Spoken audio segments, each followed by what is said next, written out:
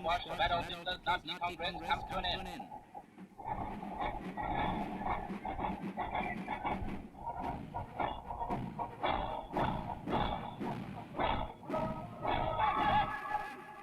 This year they say there are 800,000 German troops standing heel to heel, waiting for the Führer's final speech. And the high spot comes when, after a detailed review of Nazi achievements, Hitler cries, "My life's fight has not been in vain." Mein Lebenskampf ist nicht umsonst gekämpft.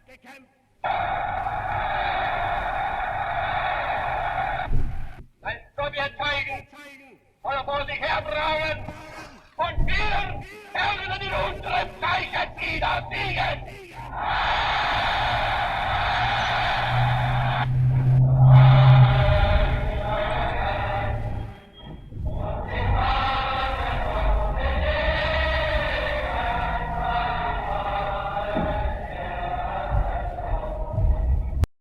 Towards the end of the Industrial Revolution, a rivalry of technology was brewing between England and Germany. They were both economic and industrial powerhouses.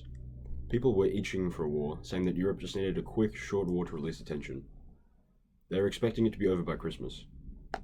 At the start of the 20th century, Serbian nationalists assassinated the heir to the Austro-Hungarian Empire's throne, Franz Ferdinand. This was a perfect excuse for war. The event triggered a series of events called the July Crisis. One significant event in the July Crisis was the blank check, which means unconditional support. In this case, it was from Germany to Austria. Eventually, on the 28th of July, 1914, Austria-Hungary declared war on Serbia after Serbia's failure to meet the Austrian ultimatum. This started World War I. World War I ended on the 11th hour of the 11th day on the 11th month of 1918. The Treaty of Versailles was signed as Germany was losing. This gave the Triple Entente, that being Britain, France, Russia, the United States, Serbia, and a few others, negotiating power, which they exploited immoderately, leaving Germany in ruins. The decision to sign the treaty in Versailles was a humiliation tactic. The Germans had three Reichs throughout history. The first was the Holy Roman Empire. The second was the German Empire, although it has many other names. And then the third, of course, was Hitler's regime. The German Empire was started in 1871, at the end of the Franco-Prussian War. It's an empire because the German side was formed with a coalition of states, and when the war was ended, they unified to form Germany, led by the Kaiser, a term derived from Caesar, meaning emperor. Some of the clauses in the treaty included German demilitarization of the Rhineland, which is a region to the west of Germany between Germany and France, a loss of territory approximating 13%, including colonies, and Germany had to accept full responsibility for starting the war. This was probably due to the other empires collapsing before the end of the war, the Austro-Hungarians and the Ottomans.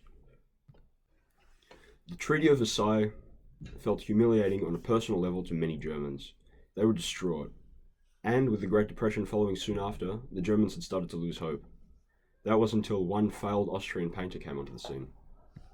The National Socialist German Workers' Party, the NSDAP, was a nationalistic socialist party founded on the 24th of February 1920. Hitler and his party used propaganda to corral the already vengeful and vulnerable German populace. His use of propaganda played a key role in facilitating war and genocide. Hitler's prowess in the use of propaganda placed the Nazi Party and their ideals so far ahead of any other German political party that in 1933, the German nation announced that Hitler had become the Chancellor of Germany. With an election result 43.9% to the Nazis, and in second place to the Social Democrats, 18.3%. The first task of propaganda is to win people for subsequent organization. The first task of organization is to win men for the continuation of propaganda. Hitler. After Hitler rose to power in 1933, he established the Reich Ministry of Public Entertainment and Propaganda. Its aim was to advertise the spirit of the party's mission through art, music, film, radio, educational material, and other media.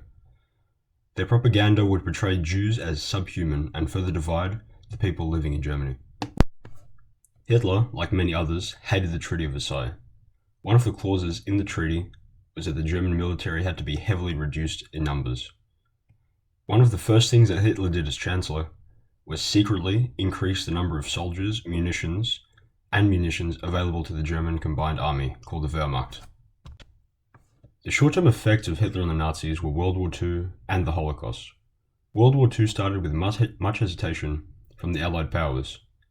Hitler had already conquered Czechia and Austria, and only once he had set eyes on Poland did the Allies react. The long-term effects of World War II include decades of peace for almost all the global superpowers because of the threat of nuclear war. Nuclear bombs were developed by the Americans in response to the Japanese during World War II. History is to society what memory is to an individual. John H. Arnold. A symptom of PTSD, or post-traumatic stress disorder, is a severe and sometimes irrational avoidance of the thing that caused the trauma. In the case of modern Western society, we have developed PTSD because of the horrors of the Nazi regime. We have collectively become overly wary of nationalistic politics. The Nazis rose to power because the German people were desperate in the aftermath of World War I. He exploited their vulnerabilities, leading them to follow his every command. The results of this were World War II and the Holocaust, followed by decades of relative peace due to the threat of nuclear weapons, and then later an avoidance of nationalistic policies, especially in Western Europe and other Western countries.